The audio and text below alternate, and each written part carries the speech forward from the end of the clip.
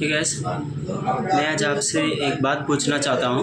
मैं एक्चुअली तेलुगु वाला हूँ। मैं वीडियोस तेलुगु में बनाऊँ या हिंदी में बनाऊँ, एक बार कमेंट करके बताना। और मेरे को एक डाउट है कि मैं अभी मोबाइल मैकेनिक पिछले 10 साल से कर रहा हूँ, तो वीडियोस में मोबाइल फील्ड में करूँ या व्लॉग वीडियोस करूँ, कुछ समझ में नहीं आ रहा। मेरे को तो ज़्यादा मन कर रहा है कि व्लॉगिंग वीडियोस करने के लिए, मगर मोबाइल रिपेयरिंग वीडियोस में ज़्यादा व्यूज़ और ज़्यादा लोग इंटरेस्टेड है, इसलिए मैं थोड़ा कन्फ्यूज़न हूँ।